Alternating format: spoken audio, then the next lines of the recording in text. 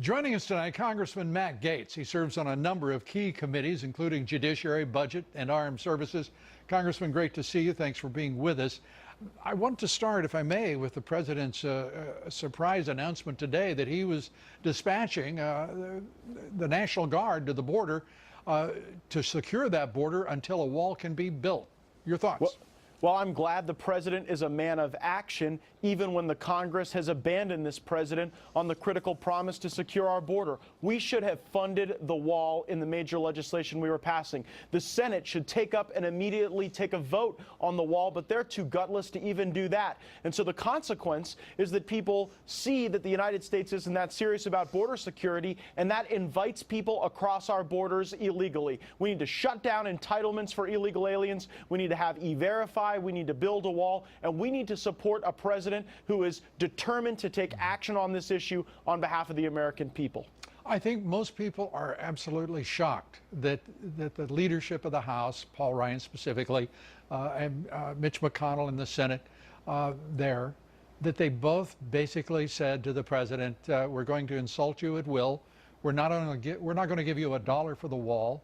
We'll create something called a system or such nonsense, and we'll put $1.5 billion on the table for that. It's really not that much. It's about 600 million. And we'll also reduce the number of ICE agents, since you asked for more to secure the illegal immigration internally to the United States. Aren't you? I mean, how can that be that a Republican leadership in both houses can be that feckless and that disloyal to a president who won for the party, and by the way, won for a lot of congressmen and a lot of senators? Well, I'll defend the House in this respect. All right. Early in the president's tenure, we passed $20 billion for the first down payment on the wall, and the Senate wouldn't even take a vote on it. Our sin is that when the rubber met the road, when we had to make a deal to fund this government, we handed the keys to Chuck Schumer.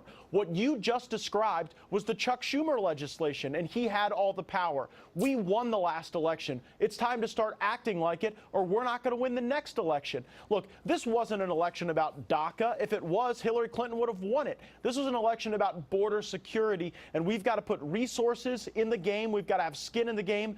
And most importantly, when there's a caravan of people heading the United States to commit the crime of illegal border crossing, we've got to get serious. So I'm glad that the president is thinking outside the box. He's doing what no other politician that ran for president would have even contemplated, and he's using the people who know how to deliver results in our military and our National Guard, and he's going to put them to work for the American people. Well, Congressman, and let me turn to that conference again.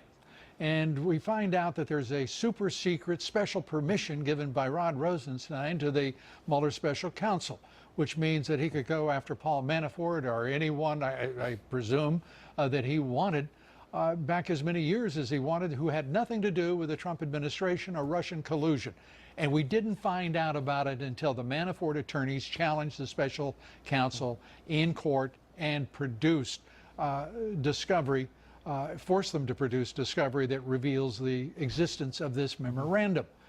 Your thoughts about it, and what in the world has this Justice Department become to your mind?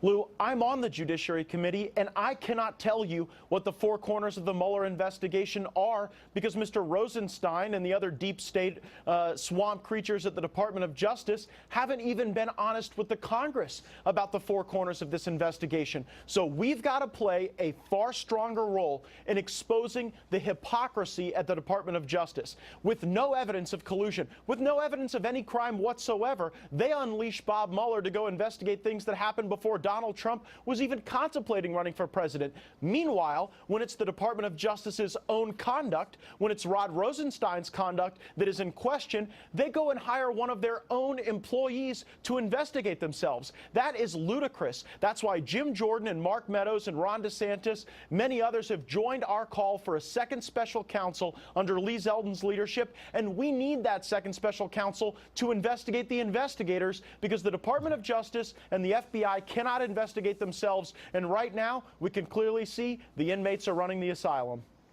Congressman, thanks for being with us. Congressman Matt Gaetz, we appreciate it. Thank you.